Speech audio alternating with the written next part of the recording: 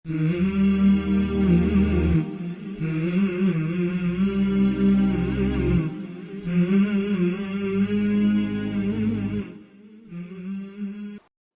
علیکم ورحمۃ اللہ وبرکاتہ۔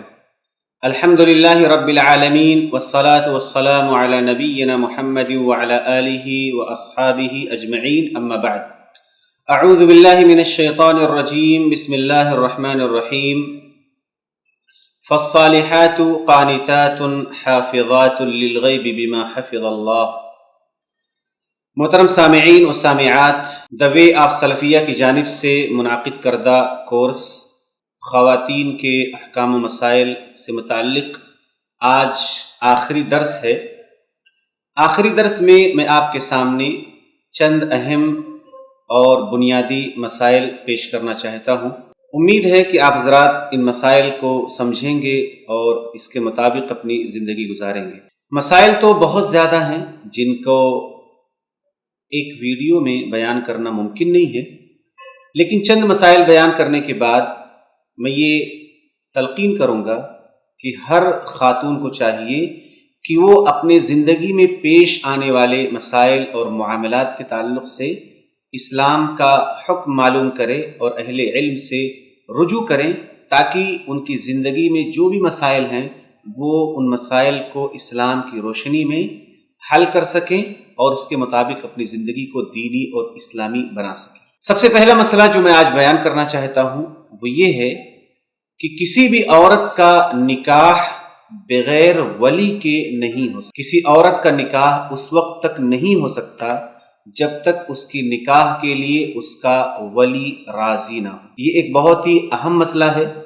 کیونکہ بہت ساری عورتیں، بہت ساری لڑکیاں یہ سمجھتی ہیں کہ وہ اپنی پسند کی شادی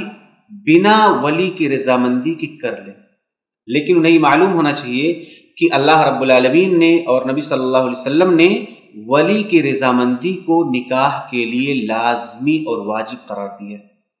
اگر کوئی عورت بنا ولی کی اجازت کے، بنا ولی کی رضامندی کے کسی کے ساتھ نکاح کرتی ہے تو ایسا نکاح باطل ہے، ایسا نکاح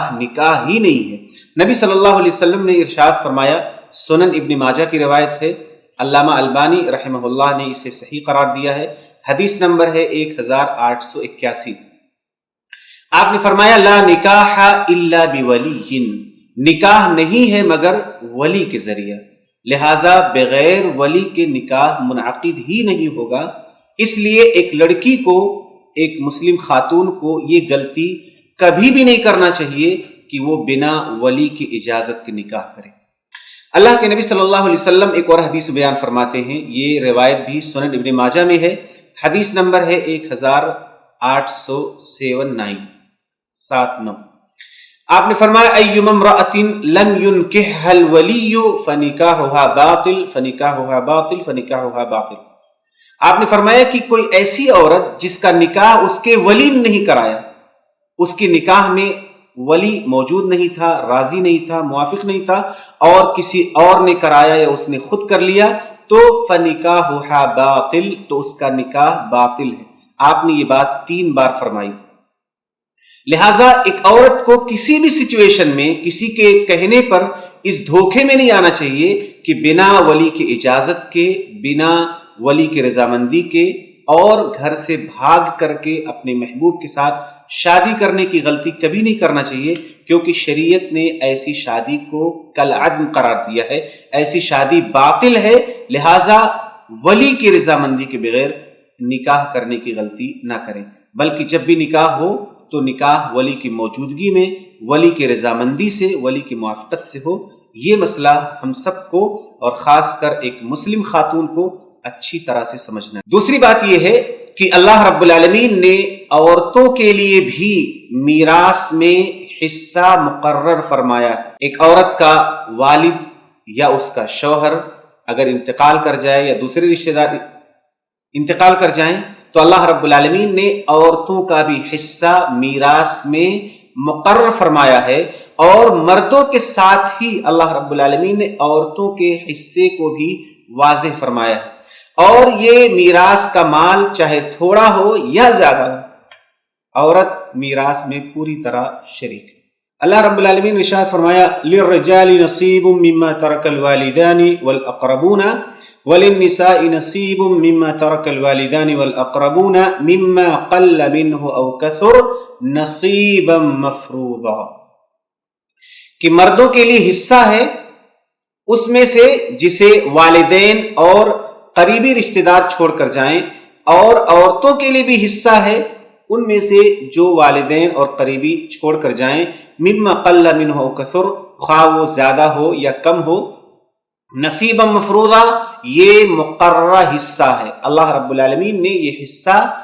فرض کر دیا ہے، یہ حصہ واجب کر دیا ہے، یہ حصہ فکس کر دیا اللہ رب العالمین نے۔ اس آیت کریمہ میں اللہ تعالیٰ نے مرد کے لیے بھی اور عورت کے لیے بھی میراث کے مال میں حصہ مقرر کیا ہوا ہے، اس بات کی خبر دی ہے، اور میراث کا مال کم ہو یا زیادہ ہو، مرد اور عورت دونوں اس میں شریک ہیں۔ لہٰذا جس طرح اللہ رب العالمین نے ایک عورت کا حق بیان کیا ہے، اس کا حصہ مقرر کیا ہے اور اس حصے کی تفصیل بیان فرمائی ہے، لہٰذا ایک عورت کو میراث سے اپنا حصہ لینا چاہیے، اپنا حصہ ایکسپٹ کرنا چاہیے، اور اس حصے کو لے کر کے اس مال کو خیر کے کاموں میں خرچ کرے، اپنے اوپر خرچ کرے، اپنے بچوں پر خرچ کرے، اور جہاں بھی اس کی مرضی ہو خیر و بھلائی کے کاموں میں خرچ کرے، لیکن اسے اپنا میراث لینا چاہیے۔ زمانے جاہلیت میں عورت کو میراث سے محروم رکھا جاتا تھا، اللہ رب العالمین نے اس کی یہ عزت فرمائی کہ اسے میراث کا حقدار بنایا۔ لہٰذا ایک عورت کو معلوم ہونا چاہیے کہ جس طرح آپ کے بھائی کا آپ کے والد کے مال میں حصہ ہے، اس کے گھر میں، کاروبار میں، ویسے ہی آپ کا بھی حصہ اللہ رب العالمین نے متعین فرمایا ہے۔ جس طرح ہر بھائی اپنا حصہ لیتا ہے اگرچہ اس کے پاس مال رہتا ہے، اسی طرح سے ایک عورت کو بھی اپنا حصہ قبول کرنا چاہیے، اسے لینا چاہیے، اور اس سے بے نیازی نہیں دکھانا چاہیے، کیونکہ یہ حصہ اللہ رب العالمین نے عورتوں کی تکریم اور ان کی عزت اور ان کی ضرورت کے اعتبار سے متعین فرمایا ہے۔ تیسری بات اور تیسرا مسئلہ یہ ہے کہ اگر شوہر کے ساتھ کبھی جھگڑا ہو، کبھی کچھ تکلیفیں ہوں، پریشانیاں ہوں، تو فوراً طلاق اور خلا کی طرف نہیں جانا چاہیے، بلکہ کوشش یہ کرنا چاہیے کہ آپس میں صلح کر لیا جائے، آپس میں بیٹھ کر کے دونوں لوگ ایک دوسرے کے حقوق میں کمی کر کے کسی بات پر فیصلہ کر لیں، کسی بات پر صلح کر لیں اور اپنے درمیان کے جھگڑے کو ختم کریں۔ بسا اوقات کیا ہوتا ہے کہ آدمی اپنا پورا حق مانگتا ہے اور عورت بھی اپنا پورا حق مانگتی ہے، اور اگر وہ حق نہیں ملتا ہے تو ان کو ایک ہی راستہ سمجھ میں آتا ہے کہ ہمیں خلا چاہیے، اور مرد کو بھی ایک ہی راستہ سمجھ میں آتا ہے کہ ہمیں طلاق دینا ہے۔ حالانکہ ایسا نہیں ہونا چاہیے، بلکہ اگر کبھی اختلاف ہو، جھگڑا ہو، تو جھگڑے کا جو سبب ہے، جو وجہ ہے، اگر ایک عورت چاہے تو اس سبب کو حل کرے اور اپنے نکاح کو باقی رکھے، خلا کا ڈیمانڈ نہ کرے، کیونکہ شریعت کا مقصد یہ ہے کہ جو نکاح ہو وہ نکاح باقی رہے، اسے آخری حد تک باقی رکھنے کی کوشش کی جائے، کیونکہ اللہ اور اس کے رسول کو سب سے زیادہ یہ پسند ہے کہ نکاح باقی رہے، اور شیطان نما لوگوں کو یہ پسند ہے کہ نکاح ٹوٹ جائے، طلاق واقع ہو جائے، خلا واقع ہو جائے اور گھر بکھر جائے۔ یہ شیطان لوگوں کو پسند ہے۔ اللہ اور اس کے رسول کی کوشش یہ ہے کہ جو بھی نکاح ہو وہ نکاح زندگی بھر باقی رہے، اور جتنا بھی اختلاف ہو کوشش کیا جائے کہ نکاح کو باقی رکھا جائے۔ اس کا ایک طریقہ یہ ہے کہ میاں بیوی دونوں بیٹھ کر کے آپس میں صلح کر لیں، عورت اپنا کوئی حق معاف کر دے اور شوہر اس حق کی معافی کو ایکسپٹ کرے اور بیوی کو اپنی زوجیت میں، اپنے نکاح میں باقی رکھے۔ اللہ رب العالمین نے ارشاد فرمایا وَإِنِ امْرَأَةٌ خَافَتْ مِنْ بَعْلِهَا نُشُوزًا أَوْ إِعْرَاضًا فَلَا جُنَاحَ عَلَيْهِمَا أَنْ يُصْلِحَا بَيْنَهُمَا صُلْحًا، کہ اگر کوئی عورت ڈرے، خوف کھائے اپنے شوہر سے کہ وہ اس کا حق ادا نہیں کرے گا، یا اس کے ساتھ زیادتی کرے گا، ظلم کرے گا، یا اس کی طرف توجہ نہیں دے گا جیسا توجہ مطلوب ہے، تو کیا کرنا ہے؟ فلا جناح علیہما، ان دونوں پر کوئی گناہ نہیں ہے، ان یصلحا بینہما صلحا، کہ وہ دونوں آپس میں بیٹھ کر کے صلح کر لیں۔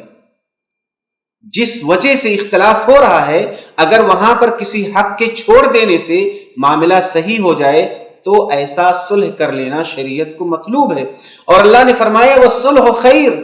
صلح کرنا بہتر ہے،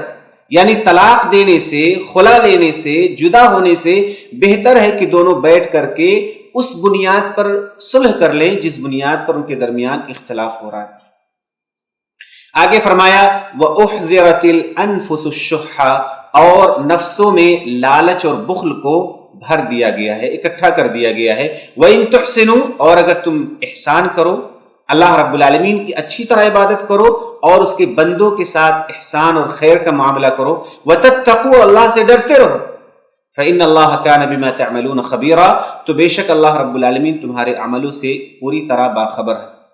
لہٰذا اس آیت کریمہ کی روشنی سے معلوم ہوتا ہے کہ ایک خاتون کو صلح کرنے کی کوشش کرنا چاہیے اور فوراً خلا یا طلاق کا مطالبہ نہیں کرنا چاہیے،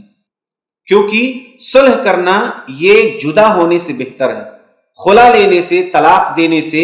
بہتر ہے کہ وہ آپس میں صلح کر لیں۔ چوتھا مسئلہ جو میں آپ کے سامنے بیان کرنا چاہتا ہوں وہ یہ ہے کہ ایک عورت کو کن لوگوں سے پردہ نہیں کرنا چاہیے، ایک عورت کو کن لوگوں سے پردہ نہیں کرنا چاہیے، یہ اللہ رب العالمین نے سورہ النور کی آیت نمبر 31 میں بیان فرمایا ہے۔ اللہ رب العالمین نے فرمایا وَقُلْ لِلْمُؤْمِنَاتِ يَغْضُضْنَ مِنْ أَبْصَارِهِنَّ، کہ آپ مومنہ عورتوں سے کہہ دیجئے کہ وہ اپنی نگاہوں کو پست رکھیں اور اپنے آبرو کی عصمت کی حفاظت کریں اور اپنے زینت کو ظاہر نہ کریں۔ زینت جس کا تعلق فطرت سے ہے، یعنی عورت کا حسن و جمال، اس کے جسم کا جمال، اور وہ زینت جو عورت اختیار کرتی ہے اچھے کپڑے کی شکل میں، زیور کی شکل میں، کنگن کی شکل میں، مہندی کی شکل میں، ایسے تمام زیور جو اختیار کرتی ہے یا جو فطری جمال اللہ رب العالمین نے اسے دیا ہے، ان تمام زینتوں کو وہ ظاہر نہ کرے الا ما ظہر منہا، مگر وہ جو از خود مجبوراً ظاہر ہو جائے، جیسے عورت کا خود اس کا لباس، کپڑا، اس کا نقاب، یا سامان لیتے وقت اس کی ہتھیلی اور اس میں لگی ہوئی مہندی، یا جو چیز چلتے ہوئے پیر اگر دکھ جائے تو ایسی چیز جو خود بخود ظاہر ہو جائے، اس کے علاوہ جسم کی کسی بھی زینت کو ظاہر کرنا منع ہے۔ وَلْيَضْرِبْنَ بِخُمُرِهِنَّ عَلَى جُيُوبِهِنَّ، اور انہیں چاہیے کہ اپنے گریبان پر دوپٹے ڈال لیا کریں تاکہ ان کا گلا اور گلے پر موجود زیور اور ان کا صدر یہ سب پوری طرح سے باحجاب ہو، پردہ میں ہو، ظاہر نہ ہو۔ وَلَا يُبْدِينَ زِينَتَهُنَّ، اور وہ اپنی زینت کو ظاہر نہ کریں، مگر کن کے لیے ظاہر کرنا ہے اس کا ذکر اللہ رب العالمین نے کیا ہے۔ جو زینت عورت نے اختیار کیا ہے کپڑے کی شکل میں، زیور کی شکل میں، مہندی کی شکل میں، اور دوسری جو زینتیں وہ اختیار کرتی ہے، ان زینتوں کو وہ ان کے سامنے ظاہر کر سکتی ہے جن کا ذکر اللہ رب العالمین نے آگے کیا ہے۔ فرمایا الا لبعولتہن، اپنے شوہروں کے، یعنی شوہر کے سامنے پردہ کرنے کی ضرورت نہیں ہے، وہ اپنے پورے زیب و زینت کو ان کے سامنے ظاہر کر سکتی ہے جو اس نے اختیار کیا۔ اور عورت شوہر کے لیے ہی زینت کرتی ہے اور اس کی ساری زینت کا مقصد شریعت کی نظر میں اس کا شوہر ہے۔ اس کے بعد فرمایا او آبائہن، اور ان کے آبا، ان کے باپ اور دادا اوپر تک، ان کے ساتھ بھی پردہ کرنے کی ضرورت نہیں۔ او آباء بعولتہن، اور ان کے شوہروں کے والد یعنی جو سسر ہے ان کے ساتھ بھی پردہ نہیں ہے۔ او ابنائہن، یا ان کے بیٹے جو ان کی اولاد ہے ان کے ساتھ بھی پردہ نہیں کرنا ہے۔ او ابناء بعولتہن، یا ان کے شوہر کے بیٹے جو ان سے نہیں ہیں لیکن ان کے شوہر کے بیٹے ہیں، وہ بھی بیٹے کے حکم میں ہیں، لہٰذا ان کے ساتھ بھی پردہ نہیں کرنا ہے۔ او اخوانہن، یا ان کے جو بھائی ہیں ان کے ساتھ پردہ نہیں کرنا ہے۔ او بنی اخوانہن، یا ان کے جو بھتیجے ہیں۔ او بنی اخواتہن، یا ان کے بھانجے ہیں۔ او نسائہن، یا ان کی جو مسلم عورتیں ہیں یا ان کے ساتھ ان کی خدمت کے لیے ان کے پاس بکثرت آنے والی جو خواتین ہیں ان کے ساتھ پردہ کرنے کی ضرورت نہیں ہے۔ او ما ملکت ایمانہن، یا جو ان کے غلام اور کنیز ہیں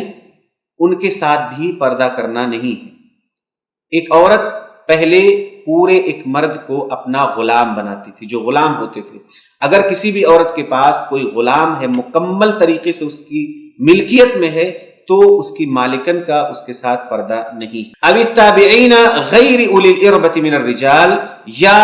وہ ساتھ رہنے والے وہ مرد جنہیں عورتوں کی ضرورت نہیں ہے، جنہیں شہوت نہیں ہے، ایسے بوڑھے یا جن کے اندر شہوت نہیں ہے، طلب نہیں ہے، وہ عورتوں میں رغبت نہیں رکھتے کام کے لیے، اور اسی طرح بیوقوف قسم کے لوگ ہیں، تو ایسے لوگوں کے ساتھ بھی پردے کی ضرورت نہیں ہے۔ اب الطفل الذین لم یظہروا علی عورات النساء،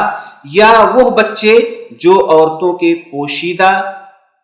مقامات سے آگاہ نہیں ہیں، جنہیں عورتوں سے متعلق زیادہ پتہ نہیں ہے اور عورتوں کے تعلق سے ان کے ذہن و دماغ میں اس طرح کی رغبت نہیں ہے، تو ایسے بچوں سے بھی پردہ کرنے کی ضرورت نہیں ہے۔ لیکن اگر بچے عورتوں کے بارے میں، ان کے خاص حالات کے بارے میں جانتے ہیں اور ان کے اندر اس طرح کا میلان موجود ہے، تو ایسے بچوں سے پردہ کرنا ہے، اگرچہ بچے بالغ نہ ہوں۔ وَلَا يَضْرِبْنَ بِأَرْجُلِهِنَّ، اور وہ اپنے پیروں کو نہ ماریں، لِيُعْلَمَ مَا يُخْفِينَ مِن زِينَتِهِنَّ، تاکہ ظاہر ہو جائے، معلوم ہو جائے وہ زینت جو وہ چھپا کے رکھی۔ یعنی عورت اپنے پیروں کو اس طرح نہ پٹکے کہ اس نے جو زیور پہن رکھا ہے وہ زیور ظاہر ہو جائے اور اس کی جھنک لوگوں تک پہنچے۔ علماء نے لکھا ہے کہ اس آیت کریمہ کے ٹکڑے کی روشنی میں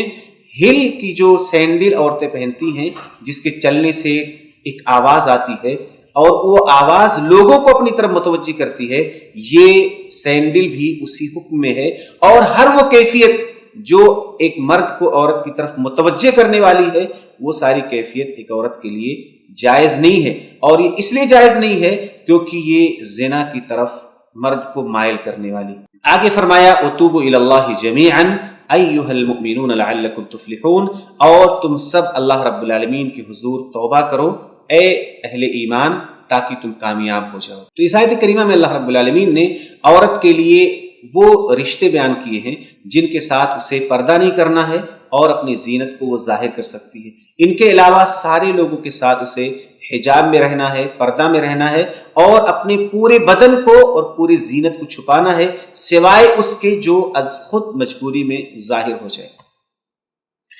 پانچویں بات یہ ہے کہ نکاح کا ایک مقصد ہے اولاد کا وجود، لیکن بسا اوقات ایسا ہوتا ہے کہ ایک عورت بالکل فٹ ہے، کوئی کمی نہیں ہے، پھر بھی اللہ رب العالمین اسے اولاد کی نعمت سے محروم رکھتے ہیں۔ تو یہاں پر ایک بہت بڑا سماج میں مسئلہ آتا ہے کہ لوگ ایسی عورت کو برا بھلا کہتے ہیں، اسے کمتر سمجھنے لگتے ہیں، اور عورت خود ایک مایوسی کی سچویشن میں داخل ہو جاتی ہے۔ اسے لگتا ہے کہ میں بہت زیادہ میں اچھی نہیں ہوں، یا میرے اندر بہت بڑی کمی ہے، اور اس وجہ سے وہ بہت بڑے مشکل سے گزرتی ہے، ڈپریشن میں بھی چلی جاتی ہے اور اپنے آپ کو حقیر سمجھنے لگتی ہے۔ لیکن یہ بات اچھی طرح سے یاد رہنا چاہیے کہ اللہ رب العالمین نے اولاد دینے اور نہ دینے کا جو معاملہ ہے وہ اللہ کی مشیت اور اللہ کی مرضی پر موقوف ہے۔ یہ نہ تو شوہر کے ہاتھ میں ہے، نہ بیوی کے ہاتھ میں ہے، نہ ساس کے ہاتھ میں ہے، نہ سسر کے ہاتھ میں ہے، کسی بھی انسان کے ہاتھ میں یہ نہیں ہے کہ وہ کسی کو اولاد دے یا کسی کو اولاد سے محروم رکھے۔ یہ خالص اللہ رب العالمین کی مشیت کا معاملہ ہے، اس لیے کسی کو مایوس ہونے کی ضرورت نہیں ہے، اور کسی کو بھی اور کسی عورت کو بھی غلط راستہ اختیار کرنے کی ضرورت نہیں ہے۔ نہ تو بابا کے پاس جانا ہے، نہ مزاروں پر جانا ہے، نہ کوئی اور شرکیہ اور کفریہ کام کرنے ہیں، بلکہ اللہ رب العالمین پر بھروسہ رکھنا ہے، اور جو جائز علاج ہے اگر وہ علاج کرانا چاہیں تو علاج کرا سکتی ہیں، لیکن کسی بھی غلط راستے پر چلنے کی کوئی ضرورت نہیں ہے، کیونکہ اولاد کا دینا یا نہ دینا، صرف بیٹی دینا، بیٹا دینا، دونوں مکس کر کے دینا، یہ سب کچھ اللہ رب العالمین کی مشیت پر موقوف ہے، یہ کسی بھی انسان کے اختیار میں نہیں ہے۔ اللہ رب العالمین نے فرمایا للہ ملک السماوات والارض، آسمان و زمین کی بادشاہت کا مالک اللہ رب العالمین ہے۔ یخلق ما یشاء، وہ جو چاہتا ہے پیدا کرتا ہے، یہب لمن یشاء اناثا ویہب لمن یشاء الذکور، جسے چاہتا ہے بیٹیاں ہبہ کرتا ہے اور جسے چاہتا ہے بیٹے عطا کرتا ہے، او یزوجہم ذکرانا و اناثا، یا جسے چاہتا ہے بیٹے اور بیٹیاں ملا کر دیتا ہے، وَيَجْعَلُ مَن يَشَاءُ عَقِيمًا، اور جسے چاہتا ہے باج بنا دیتا ہے۔ إِنَّهُ عَلِيمٌ قدیر، بے شک اللہ رب العالمین علم والا ہے اور قدرت والا ہے۔ اللہ رب العالمین نے جو فیصلہ کیا ہے کسی کے بارے میں بھی، اس فیصلے کی بنیاد علم ہے، اور اللہ رب العالمین نے جسے دیا ہے اسے اللہ رب العالمین نے اپنی پوری قدرت سے دیا ہے، اور جسے منع کر دیا ہے وہ بھی اللہ رب العالمین کی قدرت کا حصہ ہے، لہٰذا اس میں کسی کا کوئی دخل نہیں ہے۔ لہٰذا کسی کے ہاں اولاد نہ ہونا یہ اس کی توہین نہیں ہے، اور کسی کے ہاں اولاد ہونا یہ اس کی تعظیم نہیں ہے، یہ سارا کا سارا معاملہ اللہ رب العالمین کی مشیت پر موقوف ہے۔ لہٰذا مسلمان کو ہر حال میں اللہ رب العالمین کے فیصلے پر راضی رہنا ہے، اور ایک خاتون کو یہی سمجھنا ہے کہ اللہ رب العالمین کی مشیت ہوگی تو مجھے ملے گا، نہیں مشیت ہوگی تو نہیں ملے گا۔ ہاں آپ دعا کیجئے جس طرح حضرت ابراہیم علیہ السلام نے دعا کیا رب ہب لی من الصالحین، حضرت زکریا علیہ السلام نے دعا کیا رب ہب لی من لدنک ذریۃ طیبہ، ایسے آپ دعا کیجئے، لیکن آپ مایوس نہ ہوں اور نہ ہی اپنے آپ کو حقیر سمجھیں، نہ ہی اپنے آپ کو تنِ تنہا سمجھیں، بلکہ آپ اللہ رب العالمین کے فیصلے پر راضی رہیں۔ ایسے لوگ بہت بڑے ظالم ہیں جو کسی کے ہاں اولاد نہ ہونے پر اسے کمزور یا اسے ذلیل یا اسے برا سمجھتے ہیں، یہ طریقہ ایک مسلمان کا نہیں ہو سکتا۔ چھٹی بات ہے، چونکہ اللہ رب العالمین نے بیٹا اور بیٹی جو کسی کو بھی عطا فرمائی ہے وہ اللہ کی نعمت ہے، بیٹا بھی اللہ کی نعمت ہے اور بیٹی بھی اللہ رب العالمین کی نعمت ہے۔ جس طرح اللہ رب العالمین نے اپنی مشیت سے کسی کو بیٹے عطا کیے اور کسی کو بیٹیاں عطا کی، دونوں کے دونوں اللہ رب العالمین کا انعام ہے ایک بندے پر۔ لیکن بعض لوگ لڑکی کی پیدا ہونے پر بالکل مر جاتے ہیں، ادمرہ ہو جاتے ہیں، انہیں لگتا ہے کہ ان کے ساتھ زیادتی ہوئی ہے، ان کے ساتھ ظلم ہوا ہے، اللہ رب العالمین نے ان کے لیے کوئی مصیبت پیدا کر دی ہے، کوئی نعمت پیدا نہیں کی۔ یہ جاہلوں کا کام ہے اور یہ زمانے جاہلیت کا کام ہے، یہ ایک مسلمان کا کام نہیں ہے اور نہ یہ اسلام کی تعلیم ہے۔ جس طرح بیٹا اللہ کی نعمت ہے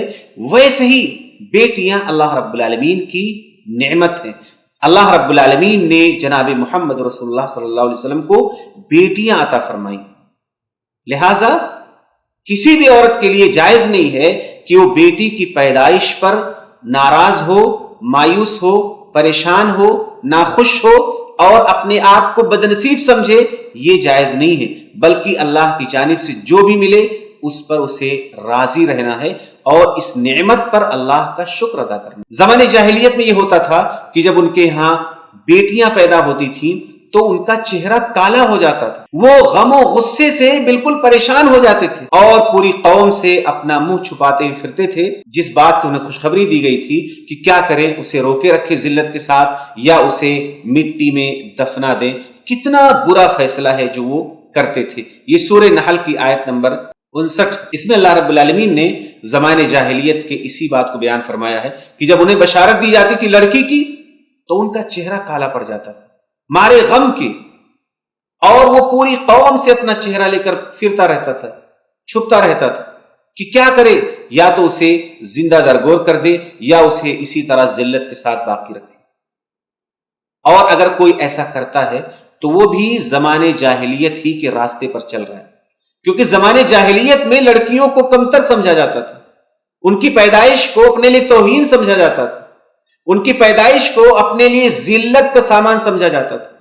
اب اگر ایک مسلمان عورت، ایک مسلمان شوہر، ایک مسلمان بیوی بیٹی کی پیدائش پر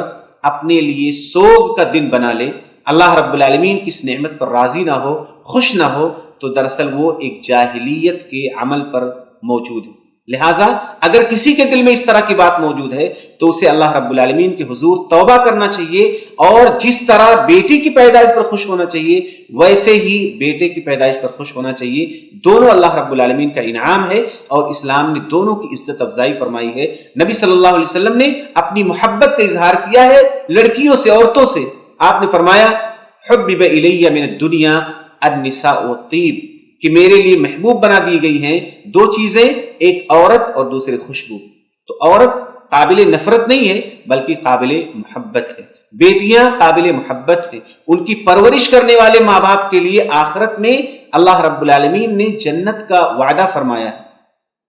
تو ایسی بیٹی جن کی پرورش سے آپ کو جنت ملنے والی ہو، جو بیٹی پرورش کے بعد آپ کے لیے جہنم سے آڑ بننے والی ہو، وہ بیٹی ایک عذاب اور ایک تکلیف والی بات کیسے ہو سکتی؟ لہٰذا کسی بھی عورت کے لیے جائز نہیں ہے کہ وہ اولاد میں سے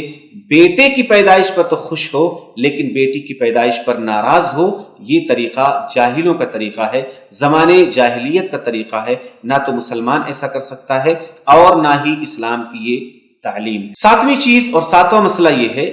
کہ شادی کے بعد ایک بہت بڑا مسئلہ ہمارے سماج میں موجود ہے جو بگڑا ہوا ہے، اور وہ ہے طلاق کا شرعی طریقہ۔ بہت سارے مرد حضرات اپنی بیویوں کو اس طرح سے طلاق دیتے ہیں جس طرح سے اسلام نے طلاق دینے سے منع کیا، جس طرح سے طلاق دینا حرام ہے، لیکن طلاق دینے والا جو مرد ہے اسے بھی پتہ نہیں ہے، اور جس عورت کو طلاق دیا جا رہا ہے اسے خود پتہ نہیں ہے کہ طلاق دینے کا شرعی طریقہ کیا ہے۔ لہٰذا مرد طلاق دیتا ہے اور بیوی اپنی جہالت کی وجہ سے اسی معاملے پر باقی رہتی ہے اور بالکل مجبور اور مقہور ایک فرد کی طرح جو کچھ نہیں کر سکتا سارے غلط فیصلوں کو ایکسپٹ کرتی رہتی ہے۔ یہ صحیح نہیں۔ جس طرح ایک مرد کے لیے جاننا ضروری ہے کہ طلاق کا طریقہ کیا ہے، ویسے ہی ایک عورت کو بھی جاننا ضروری ہے کہ طلاق کا کیا طریقہ ہے، تاکہ وہ غلط انداز سے دیے گئے طلاق کو رد کر سکے، اسے بتا سکے کہ طلاق دینے کا طریقہ یہ ہے۔ اگر عورت دین اسلام کے نظام طلاق کو سمجھ لے تو بہت سارے گھروں میں طلاق کے تعلق سے جو زیادتیاں ہیں، جو غلطیاں ہیں، ان تمام کی اصلاح ممکن ہے۔ لہٰذا میں آپ کے سامنے بہت ہی مختصر انداز میں طلاق کا جو شرعی طریقہ ہے جسے قرآن و سنت نے بیان کیا ہے اسے مختصر انداز میں پیش کرتا ہوں۔ سب سے پہلی بات یہ کہ اگر کسی بھی شخص کی بیوی اس کی بات نہیں مانتی، اس کا حق ادا نہیں کرتی، شریعت نے جو شوہر کا حق دیا ہے وہ اسے نبھاتی نہیں ہے، شوہر کی فرمانبرداری نہیں کرتی ہے، شوہر کو اپنے انڈر میں رکھنا چاہتی ہے اور خود شوہر کے اوپر حکومت کرنا چاہتی ہے، اس طرح کی پرابلم اگر موجود ہے تو ایک شوہر کو اسلام نے بیوی کو سدھارنے کے لیے ایک فارمولا بتایا ہے، ایک طریقہ بتایا ہے کہ اپنی بیوی کو کیسے سدھارنا ہے، اور وہ 3 طریقہ ہے۔ اس کا مطلب یہ ہے کہ جب بیوی کی طرف سے پرابلم آئے تو فوراً طلاق نہیں دینا۔ بیوی کی طرف سے پرابلم آ رہی ہے گھر کے کام میں یا بستر میں یا اس کے اخلاق میں یا اس کی زبان میں یا دیگر چیزوں میں جس سے شوہر کو تکلیف پہنچ رہی ہے، تو اس کا علاج یہ نہیں ہے کہ آپ فوراً طلاق دو، بلکہ طلاق سے پہلے اللہ رب العالمین نے ایک مرد کو کچھ اور بھی کام سونپے ہیں۔ اللہ رب العالمین نے ارشاد فرمایا واللاتی تخافون نشوزہن، کہ وہ عورتیں جن کے نشوز کا تمہیں خوف ہے، یعنی وہ تمہاری بات نہیں مانیں گی، تمہارا حق ادا نہیں کریں گی، تو تم کیا کرو؟ سب سے پہلے فعظوہن، انہیں واعظ و نصیحت کرو، ان عورتوں کو سمجھاؤ، اللہ رب العالمین کا ڈر دلاؤ، اللہ رب العالمین کا خوف دلاؤ، شوہر کے حق کی جو عظمت ہے وہ بتاؤ، تاکہ وہ اللہ کے ڈر سے، وہ اسلام کی محبت میں، وہ اللہ کے عذاب سے خوف کھا کر کے وہ شوہر کی بات ماننے لگیں اور اس کا حق ادا کرنے لگیں۔ اگر نصیحت کے بعد، سمجھانے کے بعد پھر بھی وہ نہ مانے تو اگلا ضابطہ ہے کہ انہیں بستر سے الگ کر دو، یا ان کے بستر سے خود الگ ہو جاؤ اور ان کو ان کے بستر میں چھوڑ دو۔ وَهْجُرُوهُنَّ فِي الْمَضَاجِعِ، انہیں ان کے بستروں میں چھوڑ دو اور خود ان کے بستر سے الگ ہو جاؤ۔ یہ الگ ہونا بطور تعدیب کے ہے، بطور ادب کے ہے، بطور سزا کے ہے، اور یہ بستر میں چھوڑنا یہ گھر کے اندر ہی ہو اور ان کے درمیان ہو، یہ بات باہر لیک نہیں ہونی چاہیے۔ فرمایا یہ دوسرا طریقہ ہے جو کسی بھی شریف اور باعفت باعزت عورت کو جھجھوڑنے کے لیے، اسے سدھارنے کے لیے بہت کافی ہے، کیونکہ یہ چیز اللہ رب العالمین نے بتلائی۔ اگر پھر بھی اصلاح نہ ہو تو اللہ رب العالمین نے فرمایا وَاضْرِبُوهُنَّ، انہیں مارو، انہیں جسمانی سزا دو۔ فَإِنْ أَطَعْنَكُمْ فَلَا تَبْغُوا عَلَيْهِنَّ سَبِيلًا، اگر وہ تمہاری بات مان لیں، یعنی یہ لفظ کہہ کر کے اللہ رب العالمین نے اس بات کی طرف اشارہ کیا ہے کہ ان 3 باتوں پر عمل کرنے کے بعد اس بات کا امکان ہے کہ ایک عورت اپنے شوہر کی بات مان لے گی۔ فرمایا اگر وہ تمہاری بات مان لیں فَلَا تَبْغُوا عَلَيْهِنَّ سَبِيلًا، تو تم ان پر زیادتی کے لیے راستے تلاش نہ کرو، یعنی کوئی ایسا راستہ تلاش مت کرو جس کے ذریعہ تم ان کو اور پریشان کر سکو، بلکہ اگر وہ تمہاری بات ماننے لگے اور اپنی غلطی ایکسپٹ کر لیں اور اپنی اصلاح کر لیں تو اب تمہیں کوئی بھی بہانہ تلاش نہیں کرنا ہے ان کو پریشان کرنے کے لیے، بلکہ ان کو چھوڑ دینا ہے۔ اللہ رب العالمین نے آگے دھمکی دی ہے، ان اللہ کان علیا کبیرا، بے شک اللہ رب العالمین علو والا ہے، بلندی پر ہے، اور اللہ رب العالمین بہت بڑا ہے۔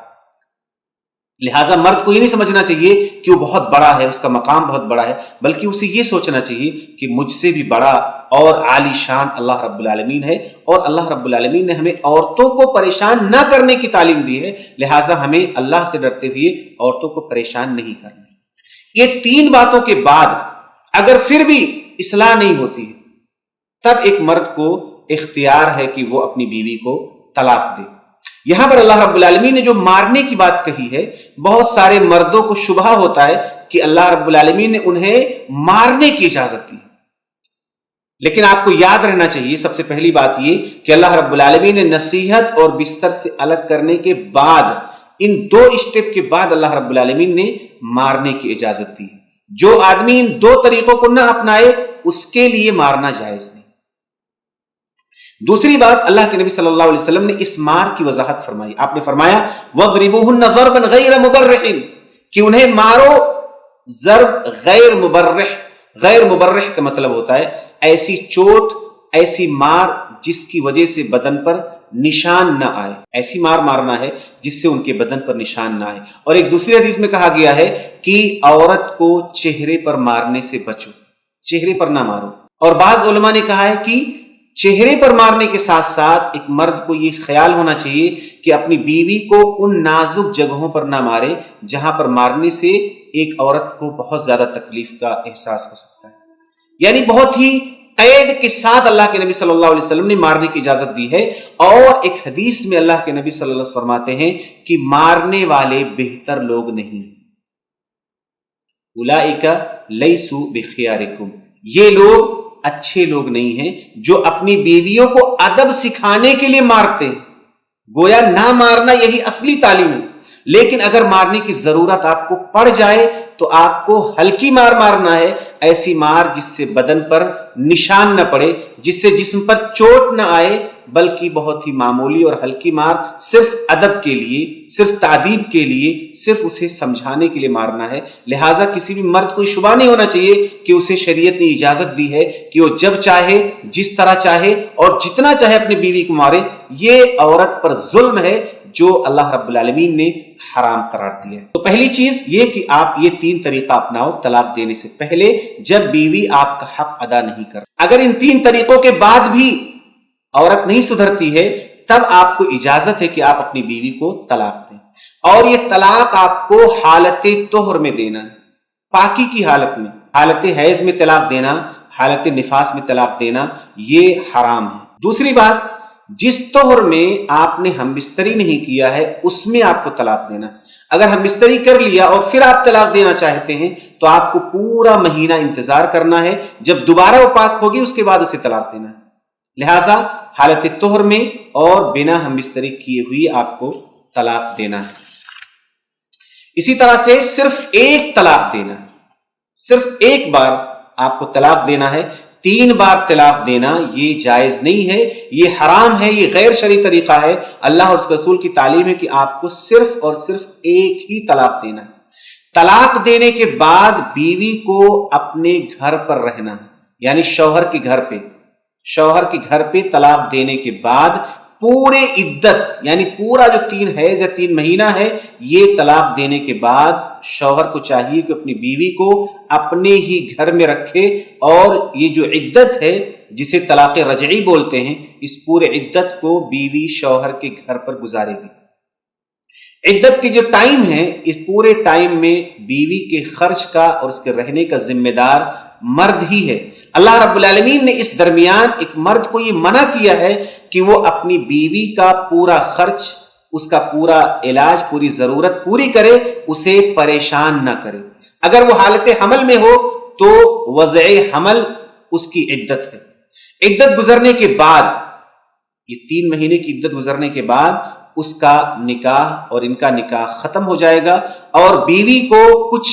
تحفہ اور ہدیہ دے کر کے عزت کے ساتھ، بھلائی کے ساتھ، خیر کے ساتھ آپ اسے رخصت کر دو۔ یہ ہے طلاق کا وہ طریقہ جسے قرآن و سنت میں بیان کیا گیا ہے۔ سورہ بقرہ کی آیت نمبر 228 سے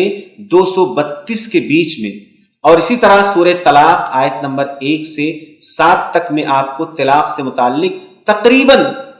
تمام بنیادی معلومات مل جائیں گی۔ لہٰذا آپ وہاں پر جائیے اور ان آیات کو ترجمے کے ساتھ، تفسیر کے ساتھ پڑھیے، اور آپ کو وہاں سے معلوم ہوگا کہ یہ ساری باتیں جو انتہائی منظم انداز میں اللہ رب العالمین نے بیان فرمائی ہے، اور طلاق ایک ایسا نظام ہے جو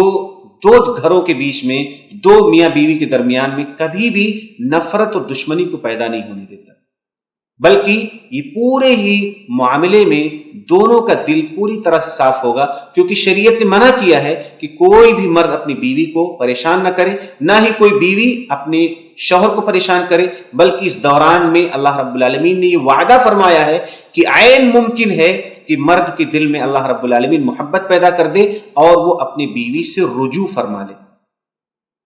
لیکن اگر آپ شریعت کی مخالفت کریں گے تو جو رشتہ قائم ہونے والا تھا، جو نکاح باقی رہنے والا تھا، وہ نکاح ٹوٹ جائے گا، وہ رشتہ نفرت میں بدل جائے گا، محبت باقی نہیں رہے گی۔ لہٰذا ہمیں چاہیے کہ ہم اور آپ اور ساری خواتین طلاق کے نظام کو، اس کی تعلیم کو اچھی طرح سمجھیں۔ اگر اس کا شوہر غلطی کرتا ہے تو آپ اسے سمجھائیں، اور آپ کوشش کریں کہ جس طرح اللہ اس رسول چاہتے کہ نکاح نہ ٹوٹے، اسی طرح آپ بھی کوشش کریں کہ قرآن کی روشنی میں، اس کی تعلیمات کی روشنی میں، اگر شوہر کو طلاق دینا بھی ہے پھر بھی وہ طلاق محبت میں بدل جائے اور نفرت ختم ہو کر کے دونوں رشتہ پھر سے بحال ہو جائے۔ شریعت کا مطلوب یہی ہے۔ اسی طرح سے 8واں مسئلہ ہے، اس وقت ہمارے سماج میں ایک بہت گھناؤنی چیز ہے جسے رواج دے دیا گیا ہے اور جس پر لوگ عمل کر رہے ہیں، وہ ہے حلالہ۔ حلالہ دراصل ایک زنا ہے، ایک جرم ہے، ایک ملعون کام ہے، لیکن جب شریعت کی مخالفت انسان کرتا ہے تو اسے بہت ساری آزمائشوں سے گزرنا پڑتا ہے۔ شریعت نے کہا کہ ایک ہی طلاق دینا ہے، اور پوری عدت گزرنے کے بعد جب ان کا نکاح ٹوٹ جائے، نکاح ختم ہو جائے، تب وہ دوبارہ اگر چاہتے ہیں تو پھر سے نکاح کر سکتے ہیں۔ لیکن جو علماء یہ کہتے ہیں کہ 3 طلاق دینے کے بعد تینوں واقع ہو جاتی ہے، تو دراصل وہ قرآن کریم کی بہت ساری آیات کو اور اس کے احکامات کو سائیڈ میں کر دیتے ہیں، اور اس کے بعد کہتے ہیں کہ اب بنا حلالہ کے آپ اپنے شوہر کے پاس واپس نہیں جا سکتی۔ اور حلالہ کیا ہے؟ ایک رات کے لیے کسی اجنبی مرد کے ساتھ نکاح کرنا اور اس کے ساتھ رات گزارنا۔ یہ نکاح نہیں ہے، یہ زنا ہے۔ اللہ کے نبی صلی اللہ علیہ وسلم نے فرمایا، الا اخبرکم بالتیس المستعار، کیا میں تمہیں خبر نہ دوں ایسا بکرا جسے کرائے پر لیا گیا۔ ظاہر سی بات ہے، ایک رات کے لیے کسی کا شوہر بننا، اسے کرائے کا بکرا ہی کہہ سکتے ہیں، جیسا کہ نبی صلی اللہ علیہ وسلم نے اسے بالتیس المستعار فرمایا، کرائے کا بکرا۔ فرمایا کیوں نہیں؟ آپ بتائیے۔ آپ صلی اللہ علیہ وسلم فرمایا، هو المحلل، حلالہ کرنے والا کرائے کا بکرا ہے، جسے آپ پیسے دے کر کے ایک رات کے لیے اپنی بیوی کو بھیجتے ہو۔ یہ بہت بڑا جرم ہے، بہت بڑا جرم ہے۔ اللہ کے نبی صلی اللہ علیہ وسلم فرماتے ہیں، لعن اللہ المحلل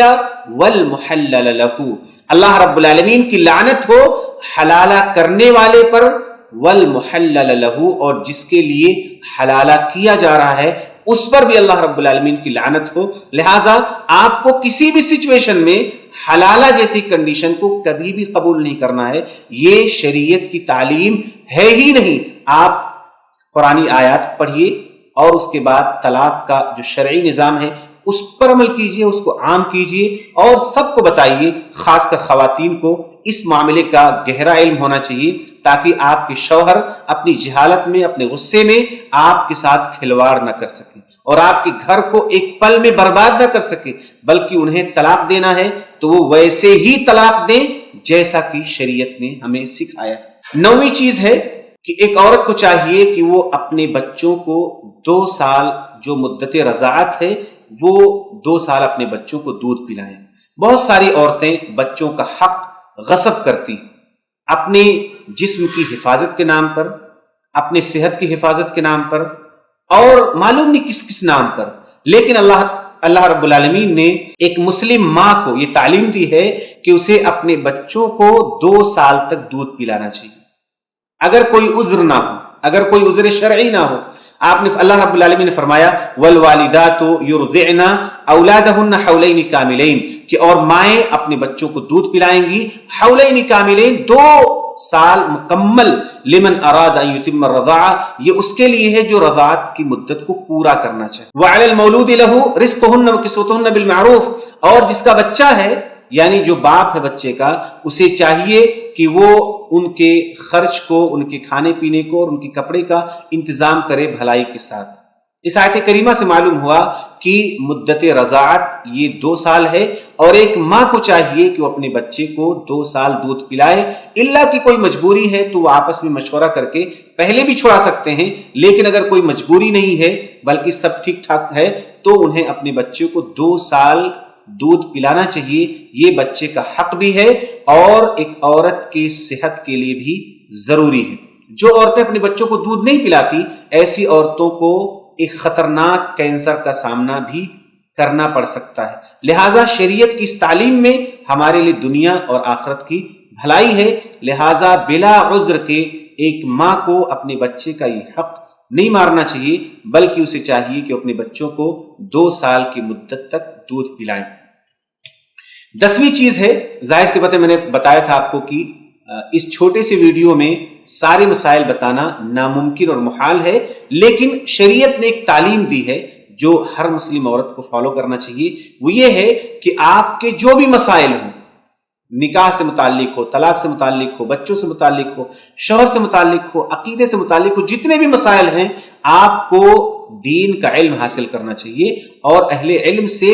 معلوم کرنا چاہیے۔ شریعت نے اسی بات کی تعلیم دی ہے کہ جسے نہ معلوم ہو اسے چاہیے کہ وہ علم حاصل کرے، وہ ان مسائل کو معلوم کرے جن مسائل کا اسے سامنا ہے۔ حضرت عائشہ رضی اللہ تعالیٰ عنہ فرماتی ہیں نعم النساء نساء الانصار، کہ انصار کی عورتیں کتنی بہترین عورتیں، لم یمنعہن الحیاء ان یتفقہن فی الدین، انہیں حیا نہیں روکتی ہے اس بات سے کہ وہ دین کی سمجھ حاصل کریں، یعنی دین میں سمجھ حاصل کرنے کے لیے انصار کی عورتیں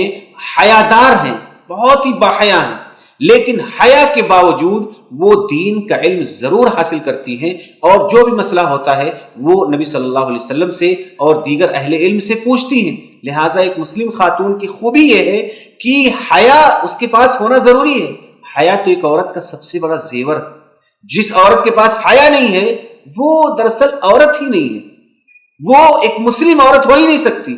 حیا ایمان کا حصہ ہے اور حیا سراپا خیر ہے، لیکن اس حیا کے باوجود ایک مسلم عورت اپنے دین سے متعلق علم حاصل کرنے کے لیے اس حیا کے باوجود سوال کرتی، حیا ختم نہیں کرتی، لیکن حیا کی موجودگی میں بھی وہ اپنے دین کا علم حاصل کرتی ہے تاکہ وہ اپنے دین پر عمل کر سکے۔ اگر آپ اپنے سوال کسی سے پوچھیں گی نہیں بلکہ آپ بنا علم کے ایسے ہی عمل کرتی رہیں گی تو بہت سارے جرائم کا آپ ارتکاب کریں گی۔ لہذا سوال کرنا ہے۔ ہمارے پاس ایسے بھی کالز آتے ہیں کہ انہوں نے بنا ولی کے نکاح کر لیا اور زندگی گزار رہی، ان کے پاس کئی بچے، اور ان کو پتہ ہی نہیں تھا کہ ولی کی ضرورت ہے۔ لہٰذا اس طرح کے بہت سارے جرائم ہوتے ہیں جو حلال کو حرام اور حرام کو حلال بنا دیتے ہیں۔ لہٰذا آپ کو زندگی میں اہل علم سے ضرور پوچھنا ہے تاکہ آپ کے سارے معاملات دین کی روشنی میں طے ہوں۔ حضرت عبداللہ بن عباس رضی اللہ تعالیٰ عنہ فرماتے ہیں کہ ایک آدمی کو نبی صلی اللہ علیہ وسلم کے زمانے میں ایک زخم لگا اور وہ آدمی کو پھر احتلام ہو گیا، ناپاک ہو گیا، غسل واجب ہو گیا، تو اسے حکم دیا گیا کہ تمہیں غسل کرنا پڑے گا، اور انہوں نے غسل کیا اور ٹھنڈی کی وجہ سے یا زخم میں کچھ مشکل ہوا اس کی وجہ سے ان کا انتقال ہو گیا۔ نبی صلی اللہ علیہ وسلم کو جب یہ خبر پہنچی تو آپ نے فرمایا قتلوہ قتلہم اللہ، انہوں نے اسے قتل کر دیا، اللہ رب العالمین انہیں بھی قتل کرے۔ یعنی آپ نے شدید ناراضگی کا اظہار کیا کیونکہ انہوں نے غلط مسئلہ بتایا اور بنا علم کے اللہ کے دین میں رہنمائی کی، لہٰذا انہوں نے ایک غلط مسئلہ بتا کر کے ایک آدمی کی جان لے لی، اللہ رب العالمین بھی ان کی جان لے۔ الم یکن شفاء العی السؤال کہ آپ نے فرمایا کہ لا علمی کا علاج یہ تھا کہ وہ سوال کرتے، یعنی اگر آدمی کو پتہ نہیں ہے تو اسے سوال کرنا چاہیے تاکہ اس طرح کی بھیانک غلطیاں وہ نہ کرے اور اللہ کے دین پر علم کی روشنی میں عمل کرے۔ لہٰذا آپ کو سوال کرنا ہے۔ 11واں مسئلہ ہے کہ ایک عورت کو اپنے آپ اور اپنی کوشش سے تعلیم حاصل کرنا ہے، تعلیم کا کوئی موقع جانے نہیں دینا ہے۔ ہر وہ علم آپ کو حاصل کرنا ہے جو آپ کی ضرورت ہے، جس سے آپ اپنے دین اور اپنے دنیا کے معاملات کی اصلاح کر سکیں، اور خاص کر دین کے معاملات کی اصلاح کر سکیں۔ ازواج مطہرات کے علاوہ جو عام صحابہ کرام کی عورتیں تھیں، انہوں نے نبی صلی اللہ علیہ وسلم سے کہا کہ آپ کے اوپر مرد غالب آ گئے، یعنی آپ مردوں کے پاس بیٹھتے ہیں، مردوں کو سکھاتے ہیں، مرد حضرات آپ سے زیادہ سیکھتے ہیں، تو آپ ہمارے لیے بھی ایک دن فکس کیجئے جس میں ہم آپ سے علم حاصل کریں۔ تو آپ نے ان سے وعدہ کیا ایک دن کا جس میں آپ ان سے ملاقات کریں گے، تو آپ نے ان سے ملاقات کیا، انہیں نصیحت کی، انہیں حکم دیا۔ لہٰذا جس طرح صحابیات نے کوشش کیا اور نبی صلی اللہ علیہ وسلم سے باقاعدہ ایک دن فکس کرایا جس میں نبی صلی اللہ علیہ وسلم ان سے متعلق باتیں کرتے تھے جس کا تعلق عورت سے، تو اگر آپ ایسا کریں گی تو آپ کو آپ کے دین کا علم حاصل ہوگا اور آپ دین کی روشنی میں ایک صالح اور نیک عورت کی طرح زندگی گزار سکیں گے۔ اسی طرح سے آخری بات جو میں آپ کے سامنے رکھتا ہوں یہ ہے کہ اللہ رب العالمین نے کسی بھی عورت کو اس کی طاقت سے زیادہ کا مطالبہ نہیں، چاہے شوہر کا معاملہ ہو، گھر کا معاملہ ہو، عبادت کا معاملہ ہو، صدقہ خیرات کا معاملہ ہو، دین کے جتنے بھی احکامات ہیں، ہر حکم میں اللہ رب العالمین کا یہ قانون موجود ہے کہ لا یکلف اللہ نفسا الا وسعها، کہ اللہ رب العالمین کسی بھی انسان کو اس کی طاقت سے بڑھ کر کے اس کو حکم نہیں دیتا۔ جو بھی احکام ہیں وہ سب انسانی طاقت کے مطابق ہیں، اس میں بھی اگر کسی انسان کو واقعی طاقت نہیں ہے تو اللہ رب العالمین کا وہ حکم اس کے لیے کم ہو جائے گا یا اس کے اوپر سے منسوخ ہو جائے گا، یا اس میں اس کی گنجائش ہوگی کہ وہ اپنی طاقت کے مطابق اسے ادا کرے۔ جس طرح سے نماز کا معاملہ ہے، اگر کوئی شخص بیٹھ کر نماز پڑھ سکتا ہے تو بیٹھ کر پڑھے، اگر کھڑے ہو کر نہیں پڑھ سکتا تو اسے بیٹھنا ہے، لیکن اگر کوئی بیٹھ بھی نہیں سکتا ہے تو اسے لیٹ کر کے نماز پڑھنا۔ یعنی شریعت نے انسانوں کی طاقت کے اعتبار سے ہر حکم میں رعایت کر دی ہے، بشرطے کہ انسان واقعی اس کی طاقت نہ رکھتا جتنے احکامات ہیں۔ لہٰذا ایک عورت کو یہ بھی ضابطہ معلوم ہونا چاہیے کہ اللہ رب العالمین نے کسی بھی عورت کو، کسی بھی مرد کو اس کی طاقت سے بڑھ کر کے کوئی بھی حکم نازل نہیں فرمایا، اور جو بھی حکم موجود ہے اگر اس میں بھی کسی کو مشقت ہے، پریشانی ہے، تو اسے چاہیے کہ وہ اپنی طاقت بھر اس حکم پر عمل کرے۔ اللہ رب العالمین سے میں دعا کرتا ہوں کہ اللہ تعالی ہم سب لوگوں کو دین اسلام پر عمل کرنے کی توفیق عطا فرمائے، اور ہم نے اور آپ نے اس پورے 6 درس میں جو کچھ پڑھا ہے، جو کچھ سنا ہے، ان سب باتوں کو سمجھنے کی اور ان پر عمل کرنے کی توفیق عطا فرمائے۔ آمین۔ السلام علیکم ورحمۃ اللہ وبرکاتہ۔